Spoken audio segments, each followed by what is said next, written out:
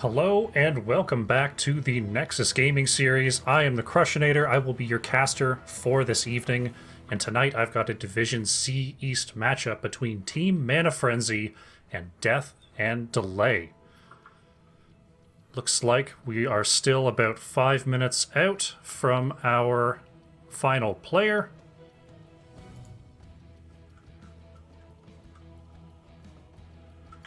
Someone just randomly came into the lobby that I don't think is affiliated with our teams.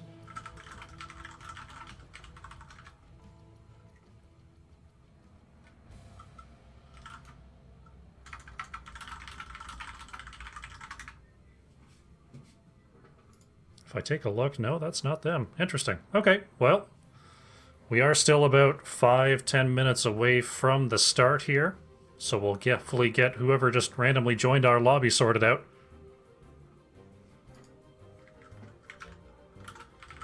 That is our emergency failsafe sub. Fantastic. Well, let's get you over to the tail of the tape. We'll let you know what this matchup is looking like for our two teams today. Team Mana Frenzy is coming into tonight at 2 wins and 7 losses on their match record, 6 wins, 16 losses on the maps.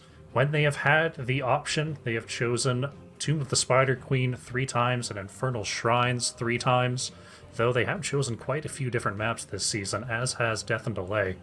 When it comes to the hero choices, Jaina, Deckard, and Johanna have been their favorites so far this season.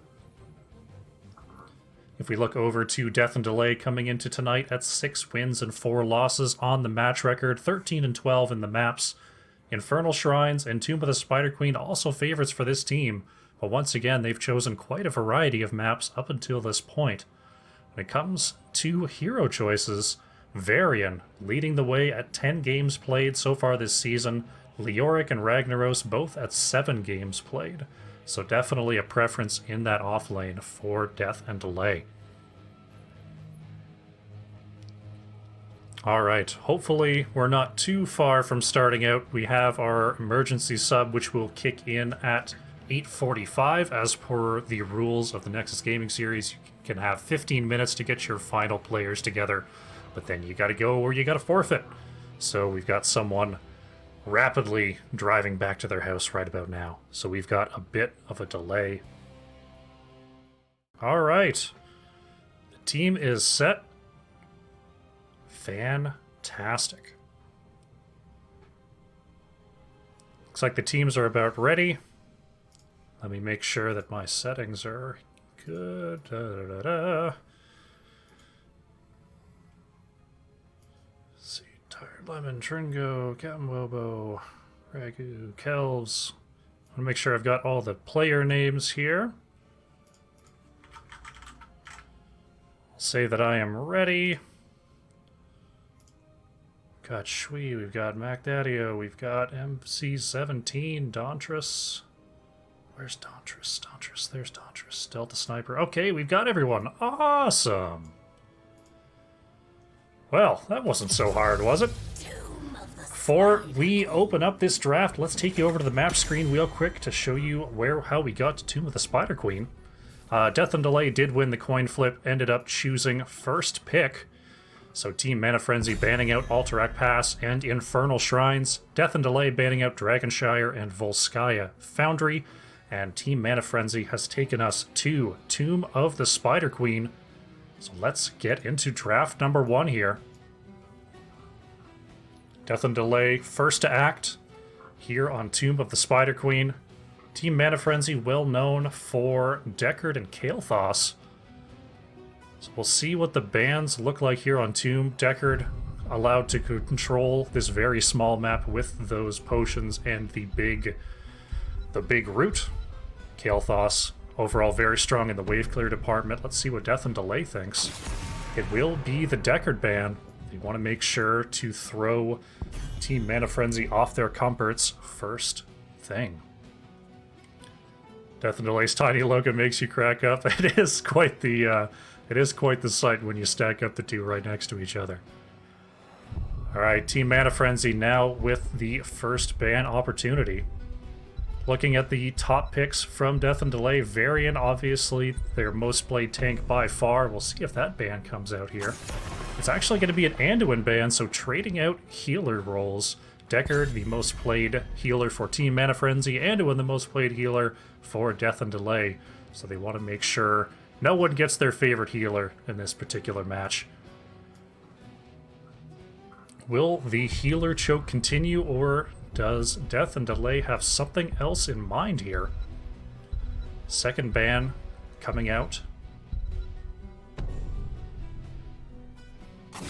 It's going to be Tassadar. Tassadar very, very strong on the current patch. Great wave clear with that shock ray and that wall on E. Going to do a lot of work here on Tomb, but not this game. Tassadar banned away. Will it continue to be a healer reduction for Team Mana Frenzy, or are they going to look towards the meta mages as well? Johanna still an option here. Not one that is often taken by Death and Delay, but it is a mainstay on Tomb of the Spider Queen. It's going to be a Ragnaros ban. Ragnaros, another often played hero by Death and Delay. So Johanna is open. Will it be prioritized by Death and Delay, or are they going to hold off and end up on that Varian that they so often choose? Let's see. With first pick, Greymane is one they see a lot.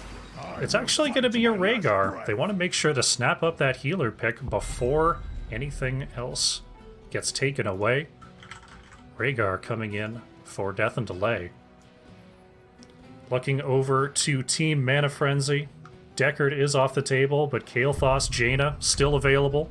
These wave clear mages obviously going to be doing a lot of work here on Tomb of the Spider Queen. It will be the Kael'thas and Johanna picked up for Team Mana Frenzy. Very nice picks. They're going to have no problem at all keeping up with the wave clear, allowing them to flex into possible other niche picks here on Tomb, since the wave clear department is absolutely taken care of here for Team Mana Frenzy. Rhaegar no slouch in that department either, as we see Shui picking up ETC. And Delta Sniper is actually going to take an early rotation Nazebo here on Tomb. Nazebo can get some work done on Tomb of the Spider Queen because of how easy it is to rotate between the lanes. Usually we don't see the Nazebo come out this early in the draft. Interesting to see that here. So, Team Mana Frenzy will look to ban out. It's going to be the Greymane ban, highly prioritized by both teams here, but choosing to take that off the board. They've got something else in mind. Now, Death and Delay with the response. We've got the wave clear mage, we've got the wave clear tank. The healer still not chosen by Team Mana Frenzy. And with 3 healers already off the board, will they continue to choke down those options? In previous games, we've seen Alex Straza picked up as well for Team Mana Frenzy. We could see that ban here, or we could see that picked up. It is going to be an Ana ban, so Alex Straza is open for Team Mana Frenzy. We'll see if they scoop that up or if they've got something new in mind here on Tomb.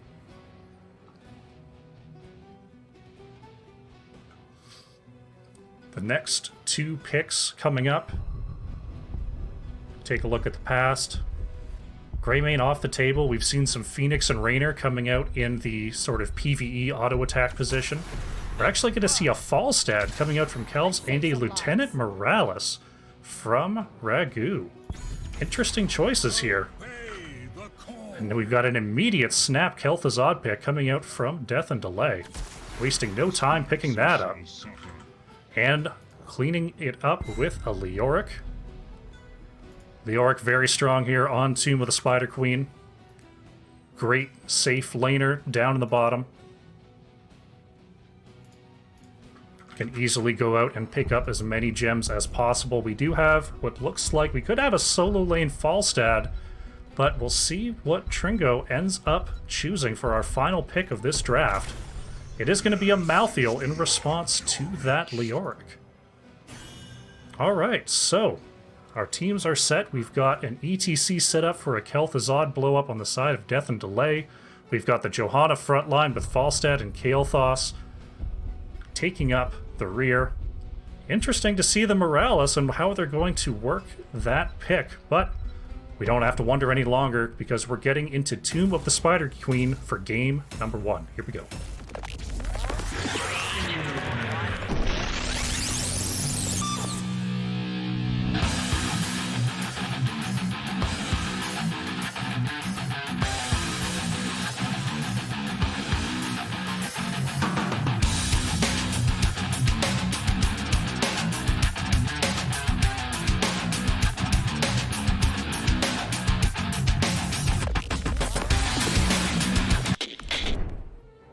Alright, loading in here to Tomb of the Spider Queen.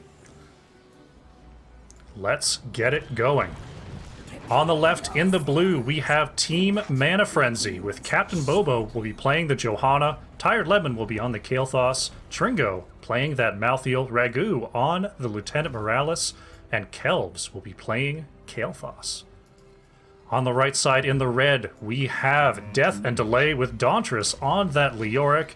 MZ17 will be playing Rhaegar. MacDaddio on the Kel'Thuzad. Shui will be playing ETC. And Delta Sniper on that Nazebo. Let's get it going here on Tomb of the Spider Queen. We see ETC has picked up that Prog Rock quest and the opening quests, obviously, for Kel'Thuzad and Nazebo. We do see a grenade quest coming out from Morales and the Arcane Barrier as well from Kael'thas. So both teams looking to stack here in this early engage. We do see it just being a 4v4. Malthael and Leoric have gone straight to the bottom lane as we see Captain Bobo stepping up to get those minions cleared. So a quick hit onto Team Mana Frenzy. Tired Lemon is a little bit caught in the back here. Kael'thas could be going down first blood, and there it is. Kael'thas caught by a very crafty ETC slide, and that's a lot of the wave clear from Team Mana Frenzy taken out in this early scuffle. As the teams move on to the top lane, they want to make sure that they don't fall too behind in these engagements, in these rotations. As picking up these gems is going to be important. Captain Bobo still has the Iron Skin to get on out of there. Ragu managing to move forward and keep Johanna healed up. But Death and Delay having the initiative here will move down for this wave clear, and Team Mana Frenzy is going to have to work on catching up. Kael'thas is back on the field here. Kel'Thuzad is going to be a constant problem as he's looking to get as many stacks as possible off those healers. Morales and Kael'thas have gone back to work on that bruiser camp. Captain Bobo's Iron Skin is gone, but not enough damage. Captain Bobo will get on out of there. This bottom lane matchup does favor Malthael, especially once level 10 comes in, so Leoric is going to have to be careful getting into too many duels there, wanting to avoid getting that Reaper's Mark on him as much as possible. No commitment onto the Bruiser camp as of yet for Death and Delay, though an experience lead has been opened up with that early kill and with that advantage in rotations. As we see MacDaddio just looking for stacks in that middle lane, already 8 of 30 on the Master of the Cold Dark quest. Now Death and Delay will have to commit some time to clearing this Bruiser camp, so we'll see if Team Mana Frenzy can catch up here. We see Shui and Delta Sniper have been caught by Johanna in the top lane, but not enough follow-up there for anything much to happen. We see Falstad remaining in the middle lane, trying to get as much soak as possible while the rest of the team clears top lane. Death and Delay is losing some soak in that top lane for this engagement, so we're going to see Team Mana Frenzy hitting level 5 first here. A great zombie wall onto Captain Bobo. Iron Skin is down. Johanna could be in trouble here. Morales steps out with the single target healing. Is there going to be enough throughput onto Johanna? Oh, Morales with that healing beam, keeping Captain Bobo alive. Couldn't quite finish the kill. Very nicely done there from Team Mana Frenzy. We see Falstad. Oh, and the Reaper's Mark actually claims Leoric in the bottom lane. Death and Delay will have to rotate down to clear this siege camp and pick up that XP. Zebo working on those spider stacks here on level 1. Not seeing anything too crazy with the talents so far. We did see on a pale horse for Malthael, an interesting choice here on a very small map that is Tomb of the Spider Queen. But being able to run up and engage on that Leoric will result in a lot more kills. Leoric is actually taking a lot of damage fighting in the lane versus this Malthael. We'll have to be careful there. Team Mana Frenzy very close to a turn in here. Looking for any position possible to turn in, and it will be Malthael turning in 3. And we have an early Webweaver wave coming out for Team Mana Frenzy, as well as a very brief level 7 lead. As Malthael doing a lot of good work versus this Leoric in the bottom lane, denying that XP. We see the Mercenary XP lead for Team Mana Frenzy. Very even on minions so far, but it really is that Mercenary count that is doing the deed so far. Team Mana Frenzy looking to push in the top lane. Top lane is important here on Tomb of the Spider Queen, as it does control the boss pit in the late game, though the mid lane here on Tomb is also important. If you get that pushed out, that gives you easy access to both turn-in points, and it makes it very difficult for the enemy team to control. Malthael actually going down in the bottom lane, attempting to duel Leoric under this tower, but taking too much damage and will go down here. We see Team Mana Frenzy has moved to the middle lane. They want to look to get level 10 as quickly as possible before this next turn-in. But with enough gems available on the side of Death and Delay, they're going to have to watch their turn-in here. We see a collapse from Death and Delay onto the bottom lane. Kel'Thuzad missing those chains. Morales able to get on out of there. And oh no, the zombie wall has caught Morales in the back. And ETC caught out just a little too far. Falstad with that final kill. Team Mana Frenzy doing a great job here in the opening minutes on Tomb of the Spider Queen, as Malthael looking to double soak top and mid, while this 4-man push in the bottom lane will now retreat and look to the mid lane. Looking to turn in while they can.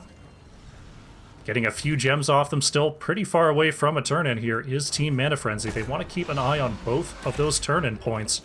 But we see Leoric with 14, Delta Sniper on the Zebo with the 18. Can Tringo get there in time for the interrupt? It looks like yes, they will force Nazebo to back on out of there.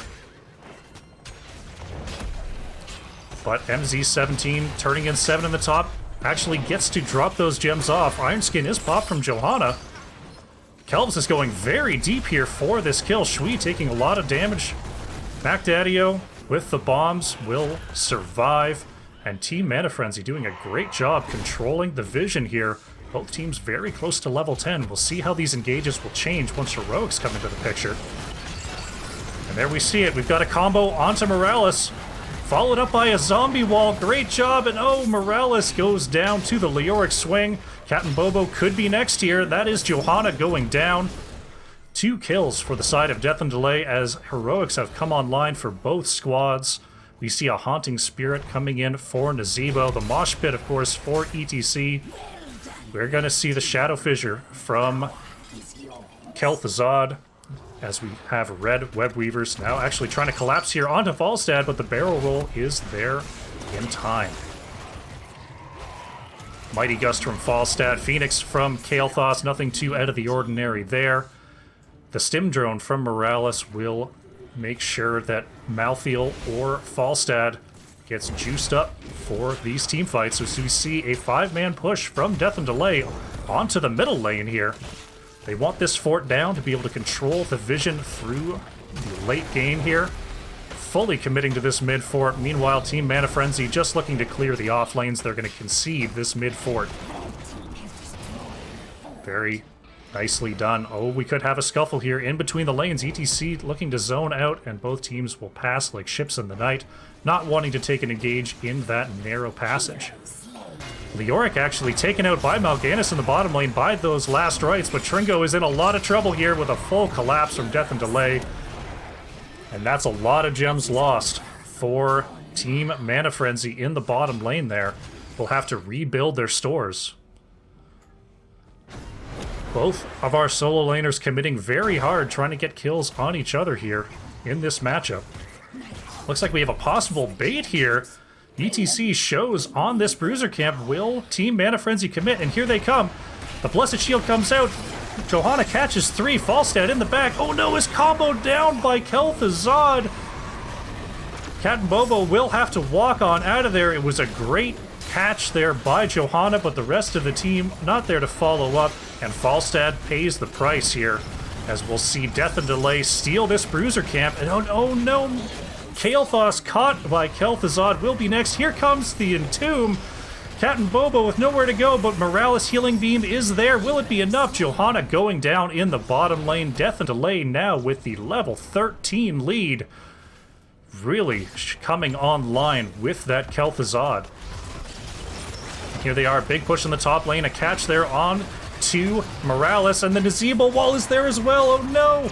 Morales is going to back on out of there. Tringo using that well to make sure that to not get hit by those combos from Macdadio. And the mid-keep wall is gone. All members returning to the field for Team Mana Frenzy. They're going to have to work those bushes like they did before. They caught a good engage there, but ultimately could not find the kills. We're going to see very close to a full turn-in. They need one more gem. Do Death and Delay if they want to get this turn-in.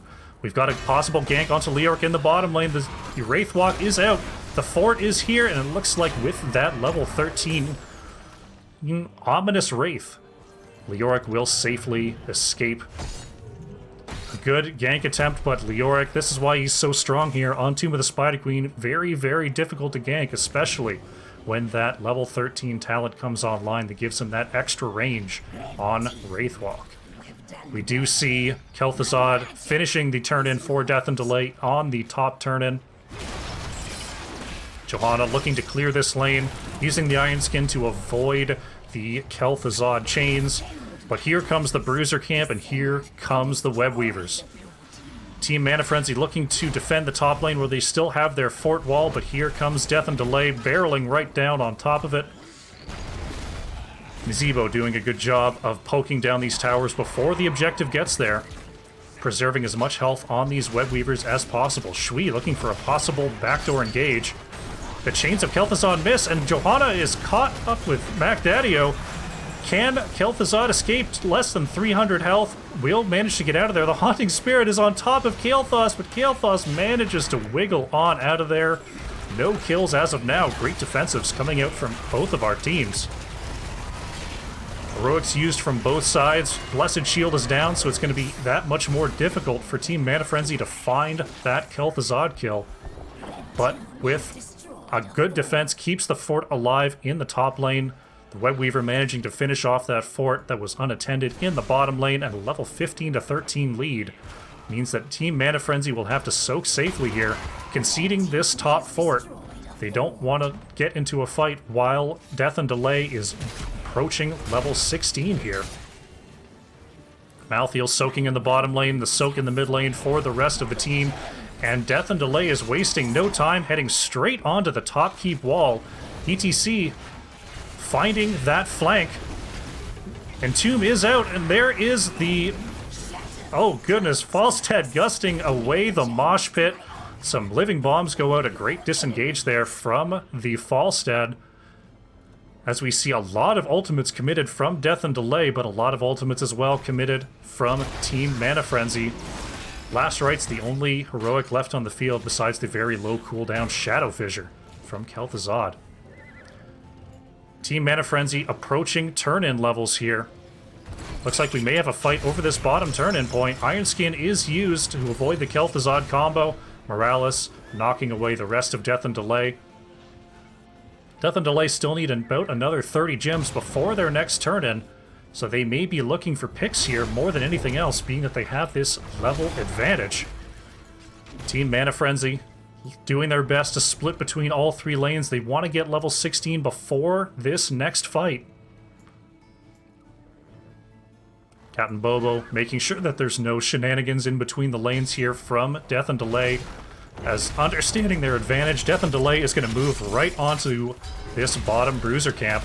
A cheeky glacial spike there from Kel'Thuzad will catch Tringo, but not find a pick. Looking for a turn in the top lane is Team Mana Frenzy. Can Death and Delay get there to interrupt in time? Tringo drops off the gems, and there it is, another blue Web Weaver wave. But Death and Delay is on the chase. They could be in trouble here. A good slide. They've got Morales caught way in the back, but MacDaddio caught in the front as well. Morales traded out for Kel'Thuzad, and Team Mana Frenzy is on the chase. Without their healer, but the combo mage is down. It bought back, though, with that phylactery, so Kel'Thuzad back on the field very quickly, making this a quick 5v4. And oh no, Kael'thas is caught out, moves past the Leoric, but it ends up going down in that Entomb. Very nicely done by Death and Delay, finding that Kael'thas in the mid lane. Dauntress looking to haunt onto Cat and Bobo, decides better of it, and manages to back out as they're going to have to clear away these blue web weavers. This bottom fort is almost certainly going to go down, so Death and Delay moving to the top web weaver. Level 18 to 16 approaching here for Death and Delay, and this boss pit is now becoming a possible point of contention. Top lane is controlled by Death and Delay for the meantime. We'll see if they want to use that to control the boss pit, or if they want to sit back and get their own turn in here, as the final web weaver is taken out. Only a couple more gems needed from Death and Delay for their next turn in. Tringo desperately wanting to drop those gems while they have the opportunity. We see Death and Delay is working on their bruiser camp. Malthael may have the opportunity to get those gems off him before this next fight, but here comes ETC. ETC actually caught out here. Can they find the ETC kill? We've got one stun, we've got two stuns. Unstoppable is taken. Last Right's not connecting before the Rhaegar Ancestral. MZ17 is going to have to back on out of there, taking a lot of Kael'thas damage, and a great gank attempt from Team Mana Frenzy, but that scaling and that very timely Rhaegar ult will be enough to save Shui.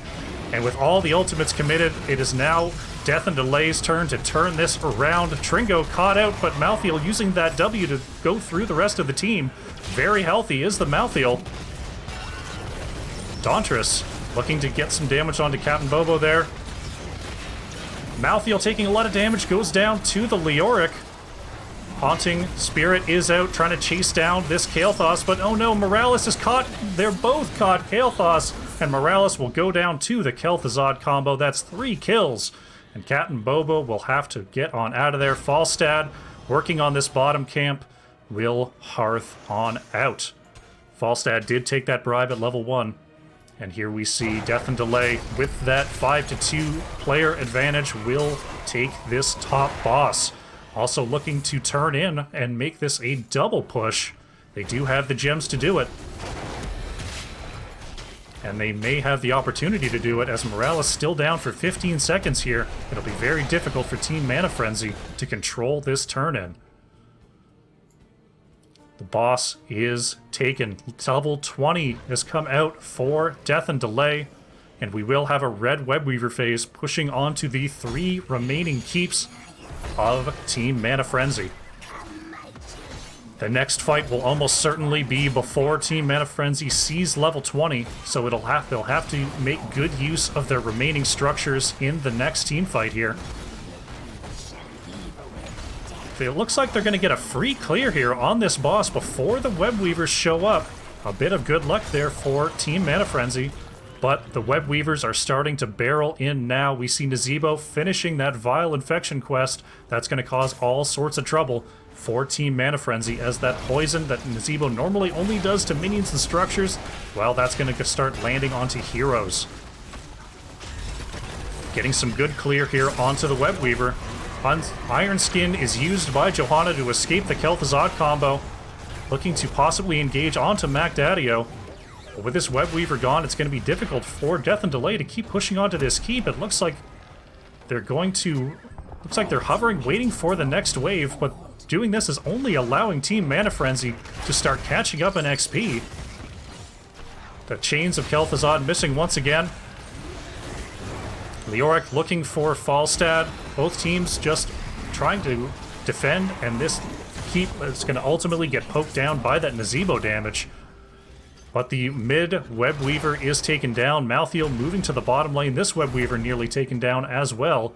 As a very aggressive rotation from Death and Delay, they're going to move onto this bottom keep. Captain Bobo looking to disrupt as much as possible. Looks like they're going to take this bottom keep with the help of this minion wave. Leoric moving into the back lane, trying to reduce the damage from as much as possible. Johanna is going to go down first. Malthiel is going down second. The Gust did come out, but just a little bit too late to save the two members of Team Mana Frenzy, and Death and Delay is going to move on to the core. Looking for that Kael'thas kill. Kael'thas will be going down here thanks to that Kel'Thuzad combo once again that has been so lethal this game. We've actually got a mosh pit and we'll wipe up the last two members of Team Mana Frenzy, and this core is going down. Death and Delay picking up the win in game number 1.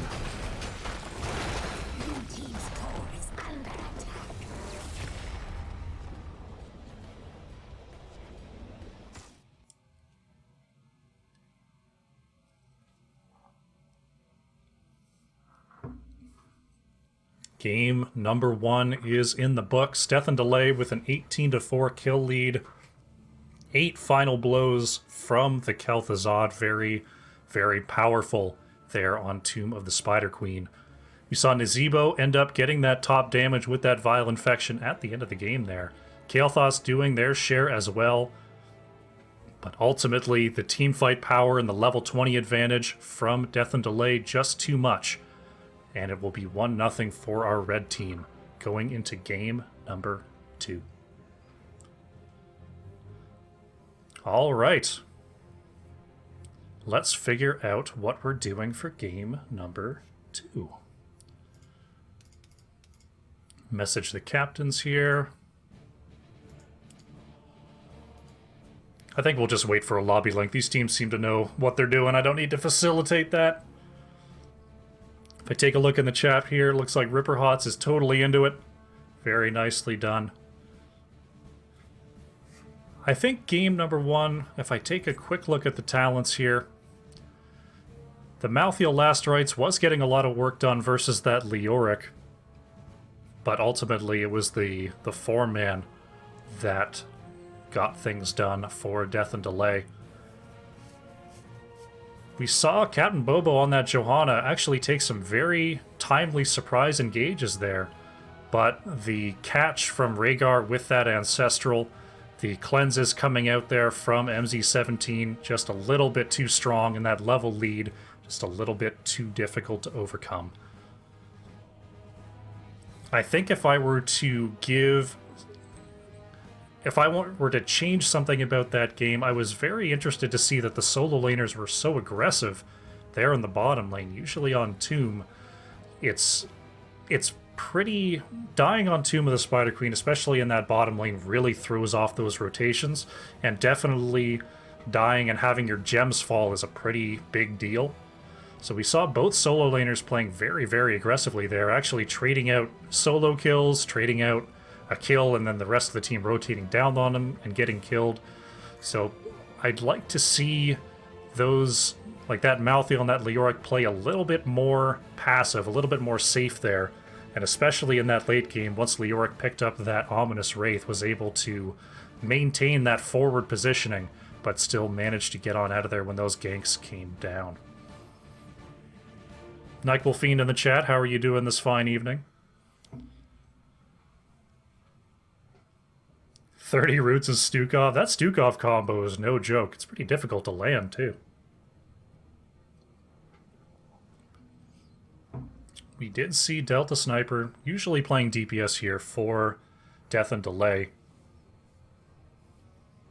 Though when I went through, I was doing my research on these two teams, trying to figure out who plays what the regular builds are, and there seems to be quite a bit of role swapping on both of these teams, to be honest. I was having trouble identifying who the mage players were, who the solo lane players were. So I feel like these teams tend to flip-flop a little bit, maybe based on hero choices, who's comfortable on what. Looks like our second lobby is forming.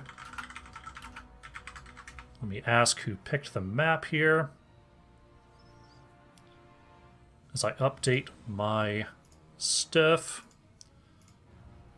We are going to be seeing Cursed Hollow in game number 2. Cursed Hollow was chosen by Death and Delay, so Team Mana Frenzy opting for first pick here in game number 2. Death and Delay reminding me that their acronym is DAD, which makes me very happy.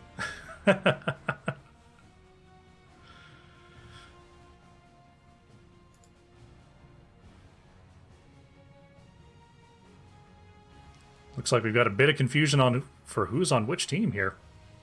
I'm not sure what happened there. Got an extra player in our lobby. Looks like... Let me make sure that's actually... Is that someone on the roster? I think it is. Inspired.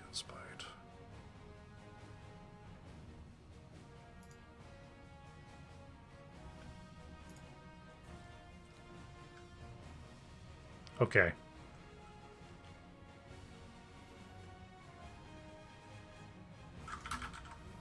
Looks like we may have had someone accidentally click into our lobby. Friend of Lemons.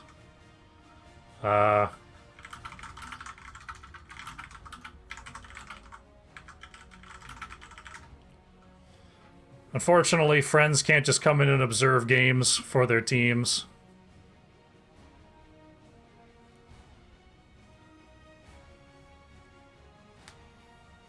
Father's Day tomorrow, go Dad. Hey. That's true. As soon as we get our lobby sorted out, we'll get going here for game number 2. There we go. We had a fan on the field there for a moment.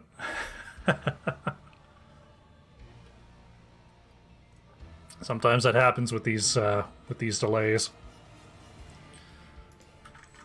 Let them know that I'm ready. All right, looks like our draft is about to start, so let's once again get over to this map screen. Let you know how we got here. Death and Delay did win the opening flip, choosing first pick for game number 1. Team Mana Frenzy chose to ban out Alterac Pass and Infernal Shrines, Death and Delay banning out Dragonshire and Volskaya Foundry. Team Mana Frenzy took us to Tomb of the Spider Queen, where Death and Delay recorded their first win, and now Death and Delay is taking us to Cursed Hollow for game number 2. So, we're going to see things flip around. Team Mana Frenzy will have first pick for this map. Cursed Hollow, a very different map from Tomb of the Spider Queen, much larger here. We'll see if these comps come through a little bit differently. If we look over at Death and Delay's main picks, we are still expecting a possible variant. We're going to see Anduin banned away once again. Tassadar also summarily banned. Not going to see either in probably the rest of this series, even if we go to game number 3. Ragnaros again banned by Team Mana Frenzy. Looks like they've got their targets. They know exactly who they don't want to play against from Death and Delay. That does leave Varian on the board. One of the most played tanks from Death and Delay, so we'll see what happens. Rhaegar is actually going to be banned out by Death and Delay here. Team Mana Frenzy snapping up that Johanna first pick once again here for Captain Bobo in game number 2. So, Varian is left on the board. We do see Greymane, Kael'thas, Li Meng, also all possibilities here. We'll see what they want to pick up in this first rotation. It's going to be the Kael'thas, and it's actually going to be the ETC once again for Shui. MacDaddio relinquishing that Kael'thazad. Probably a good idea here on Cursed Hollow. With the teams being very spread out on a very large map, there's a lot fewer opportunities for Kael'thazad to stack up that Master of the Cold Dark quest. We're going to see Tired Lemon take the Jaina, and Ragu picking up that Ana that was banned second rotation in the first match. So a more standard healer here. Banning out the Malthael is Death and Delay. Not wanting to see that once again. Leoric still on the table. We may see a tit for tat in the offlane bans here.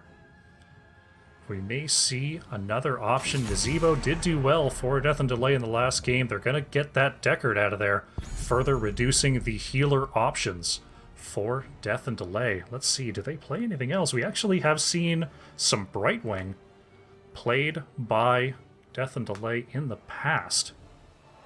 Though it was a different player, it was Iron Maiden that played that Brightwing a lot, so we could see really anything in the healer position here for Death and Delay. Let's see what they're thinking. They're going to grab the Greymane and the Leoric, leaving the healer to the last. Very strong picks here coming out for Delta Sniper and Dauntress. So it will be the Leoric once again. Without the Malthael to respond, I'm interested to see what Team Mana Frenzy has in store. Cursed Hollow, very large map. Globals are important here. It's going to be a Thrall here coming out from Tringo. And a Sylvanas from Kelvs. So a very flighty team, a very flanky team coming out here from Team Mana Frenzy, trying to counter that Kael'thas and ETC target fire. The healer, the remaining pick here for MZ17. A lot of healers already off the board. Let's see what we end up with here on Cursed Hollow.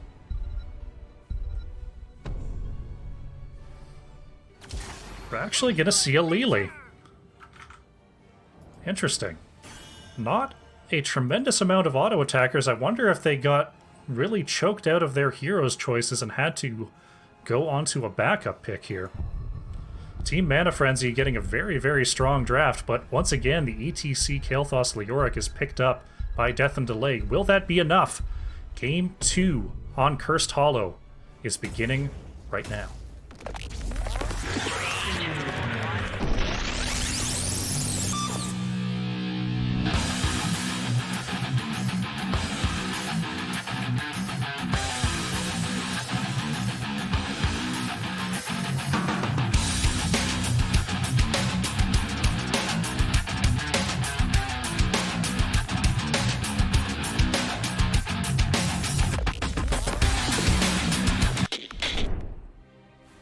Cursed Hollow loading in here.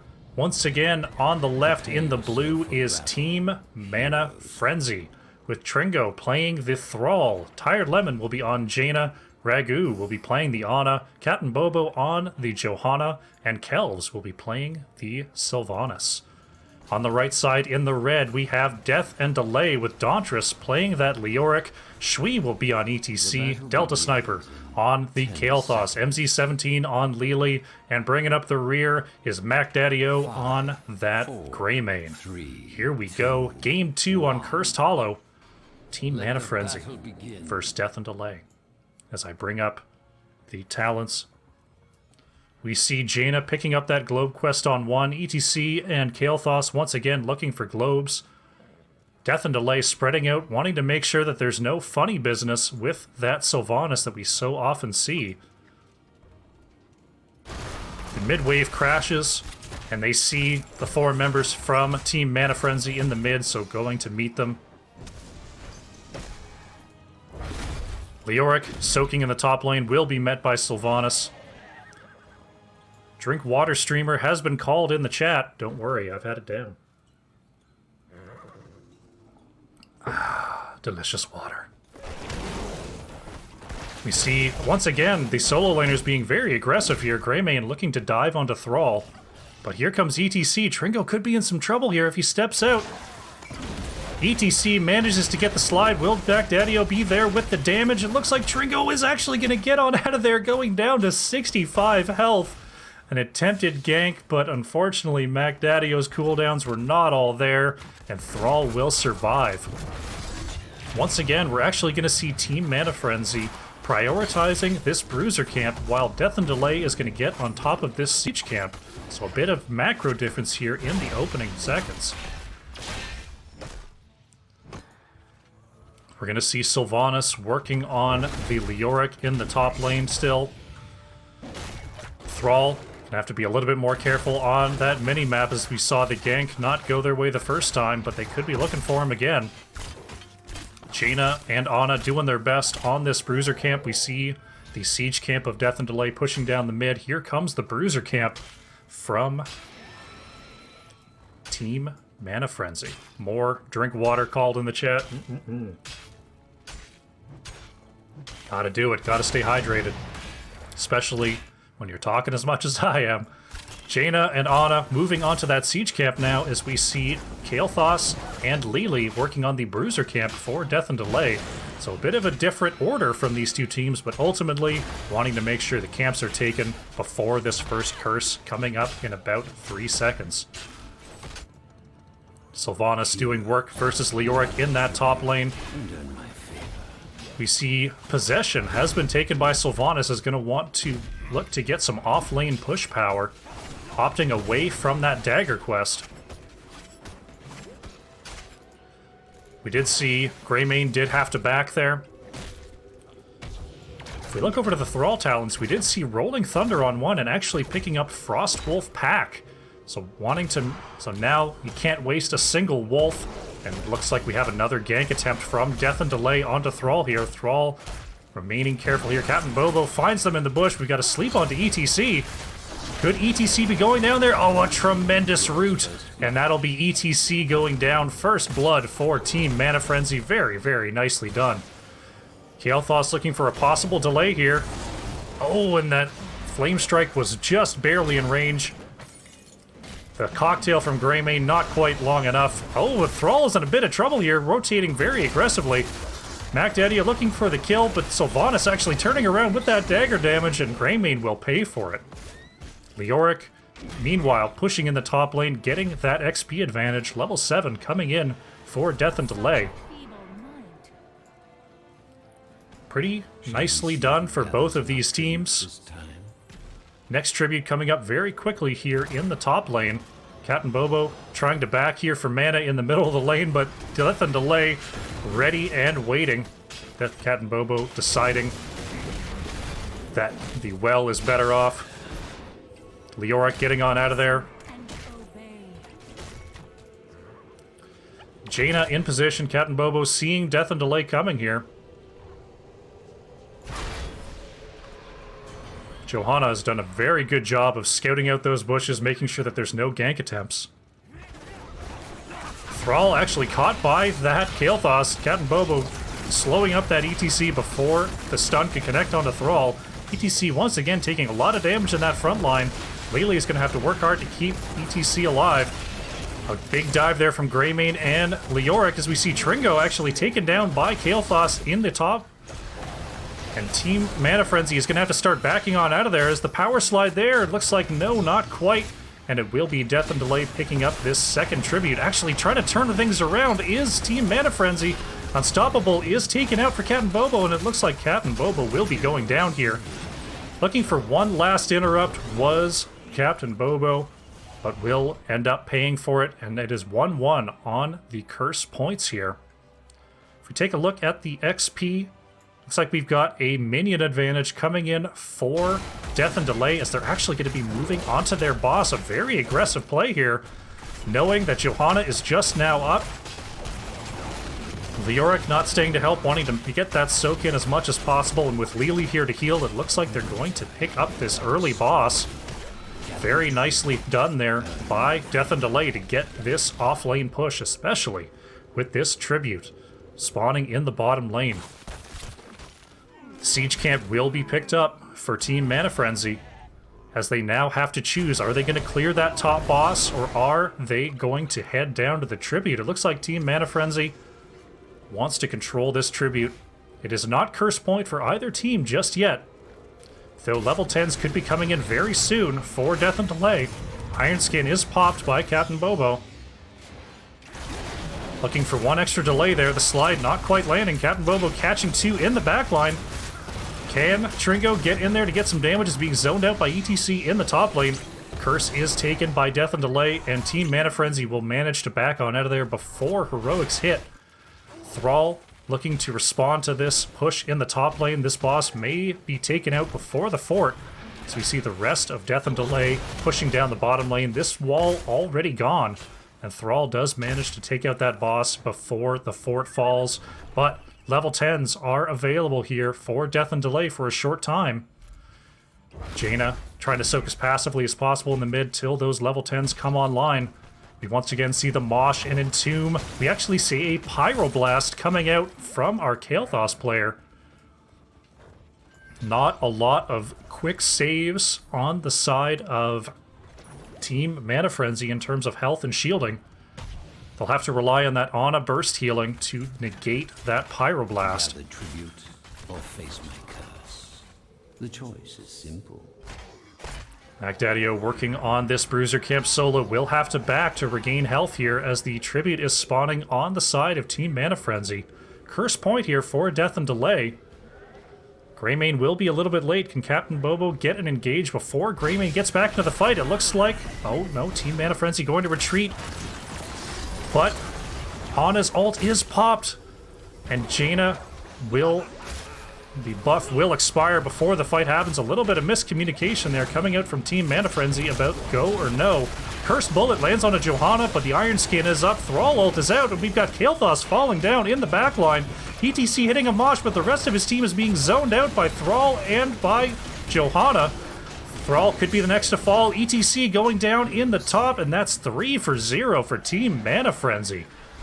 A busted engage there. Ana ult was used, but getting the turnaround there very nicely done by Team Mana Frenzy.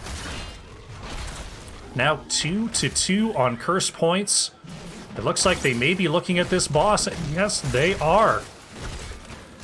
Doing the same thing as Death and Delay, getting that kill advantage and moving onto their boss, and these bosses getting cleared very, very quickly here by Team Mana Frenzy. MacDaddio looks like they may be able to take this bottom fort for free. Cursed Bullet is actually committed onto the Thrall. Very dangerous situation there for Tringo. But the defense is there. The boss is taken. And ETC will have to retreat. Kael'thas actually may get caught out here by Captain Bobo. No, manages to scoot on behind the wall. Leoric almost certainly going to get this top fort. Dauntress has done a very nice job splitting this game and getting as much value in those off lanes as possible. Team Mana Frenzy looking to time this out with the objective. Getting that pushing top lane. They're going to want to get this top lane pushed out so they can get proper vision here around this tribute. This boss almost certainly going to take this wall and fall to the fort and the wave. But tribute spawning in about 5 seconds. It looks like Death and Delay will get here on time. We've got a bush gang situation. Sylvanas is showing in lane. Captain Bobo positioning very aggressively, finding the rest of them. Oh no, Pyroblast is committed after the... Oh, not getting it. 300 health left on the Johanna. But Ragu is actually caught by ETC, and the Entomb catches our Ana, and it looks like Ana will be going down.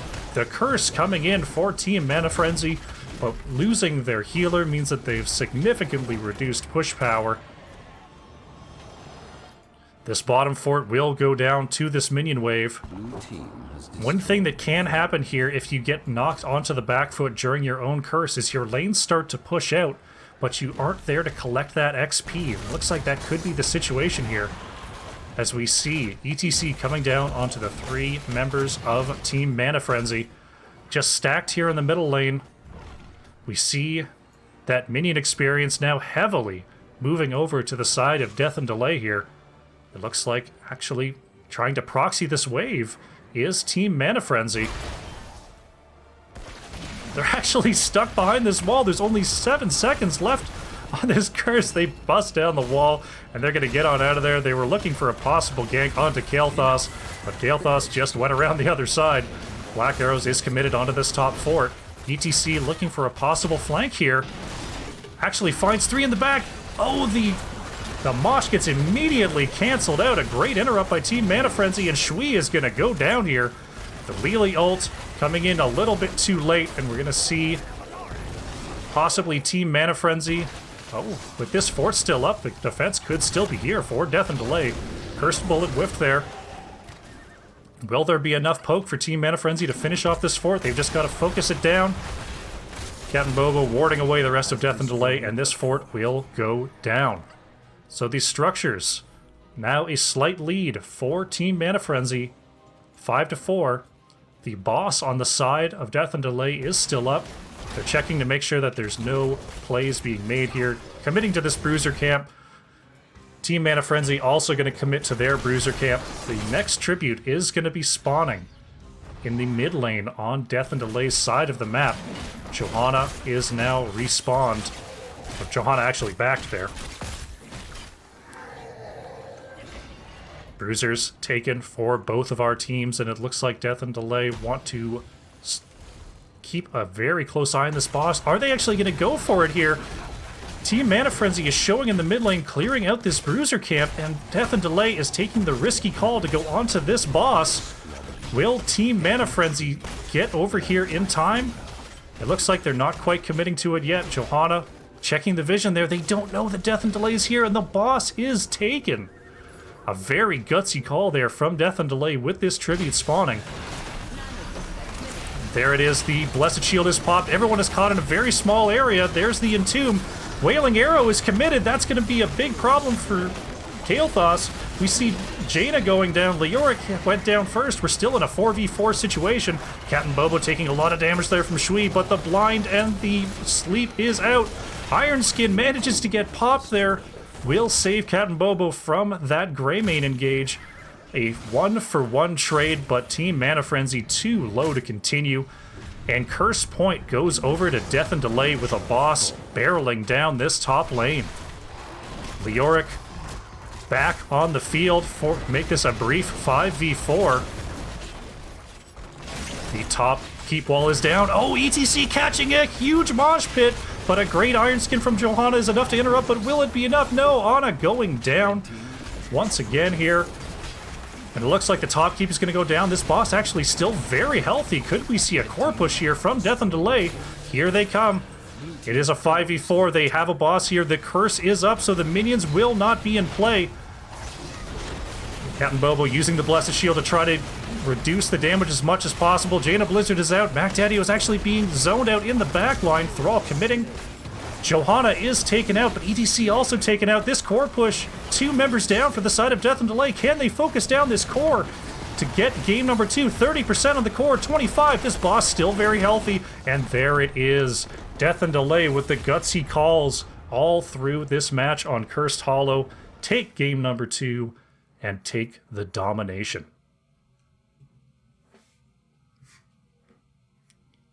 My, oh my. A very, very back and forth Cursed Hollow. We saw 9 kills to 6 on the side of Team Mana Frenzy. Thrall coming up with the XP, but Leoric did a lot of split pushing that game for Death and Delay. Ultimately, Greymane coming out ahead in damage. Sylvanas and Thrall getting a lot of kills on that backline, following up well on the Johanna engages, but a pick here, a pick there, a gutsy boss call leads to a core push and the domination here by Death and Delay. Let's see if I can get a post-game interview. Wouldn't that be fun? Let's get a hold. Oh, that's right.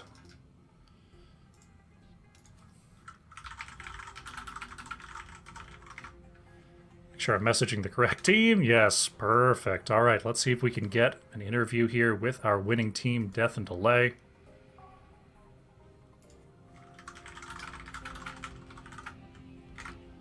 All right, looks like we are going to get one.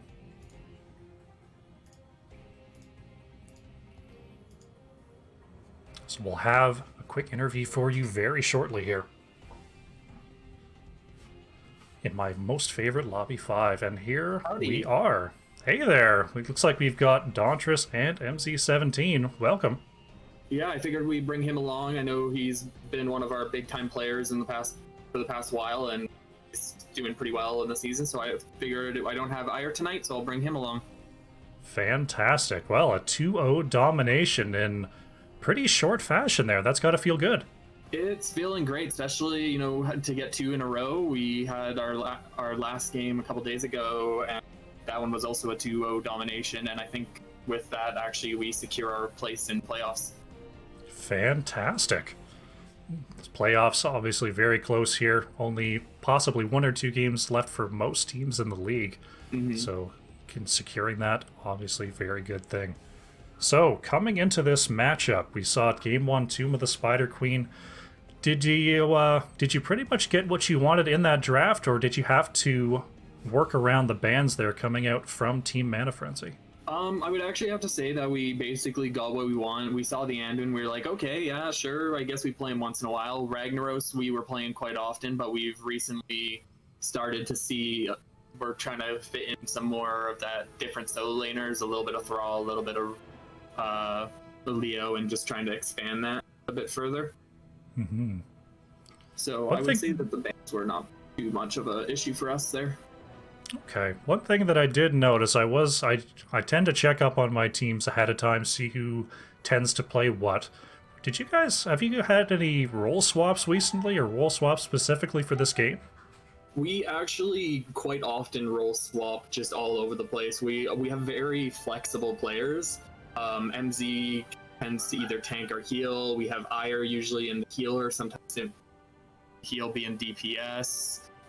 Once in a blue moon, you'll even see Delta on tank. The only one who's really kind of static and always stays in the same position is me on solo lane. Okay, yeah, because I was expecting a lot of variant play, but then I saw MZ on the healers, so that definitely threw a wrench in my predictions for sure. Yeah, I joined the team as a tank, and then actually been swapping into healer as actually my main normally. So it's been pretty fun to be able to bounce between roles, and with the team in particular has really strong DPS, so it's really rewarding to play both tank and healer. It definitely showed there. We saw some very good power picks there, especially Tomb of the Spider Queen. Kel'Thuzad getting a ton of work done there. Is that one you'd like to bring out on that map as often as you can? Most teams ban Kel'Thuzad against us. Interesting. Okay. Yeah, Kel'Thuzad is definitely a tougher one to deal with. So we saw a pretty convincing win there on Tomb. Heading into Cursed Hollow, definitely a very different style of map. It looked like you adapted your draft a little bit, picking away of that Kael'thas, but ultimately a very similar setup there with the ETC Leoric. Yeah, we did it. We definitely, knowing that we weren't going to get first pick, our big thing was, okay, we don't want to let that Rhaegar get through, because he can just be, him alone can just be an absolute nightmare. Yeah, Rhaegar definitely very, very high with that bloodlust in the meta right now, enabling a whole lot of heroes you wouldn't normally see as a threat. Yeah, the other thing that happened there was with the Ana pick making it through. The healer picks are a little trickier because she negates most burst healing. So I was looking at heroes that would be able to sort of heal through even after that ended and not just get countered. And I actually think Lily worked pretty well for that, because even with Jugs, it runs for a long time and it'll pick up after the grenade goes down.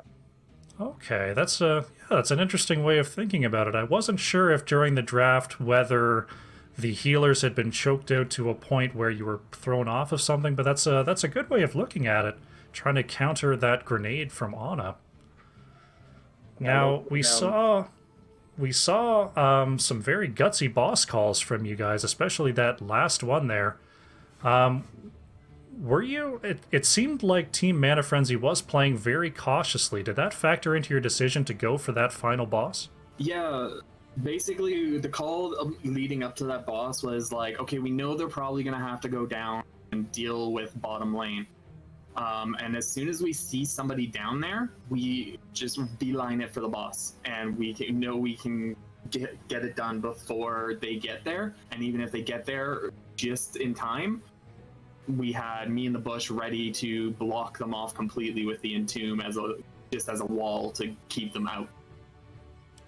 Well, you executed it very well, got the boss, took the fight, and then took the core. 2-0 domination. Very, very nicely done. Now, looking forward into the playoffs, being that you have pretty much clinched your position there, is there a team that you're looking forward to seeing again in the playoffs? I think one that I feel I really want to see a rematch up against. I don't know actually what their current rank is, but it was Scalding SSC. Scalding Sweat Cold, yes, yes. I'm looking forward to seeing them because that was for us a match that we just kind of felt we were feeling a little off, and we really want to rematch. Oh yeah, I definitely feel that. When you have a series where you feel like you didn't play your best, you just go, just one more. Just give me another one. Basically. Hopefully you get that chance in the playoffs. All right, so as we wrap up here, do we have any shout-outs?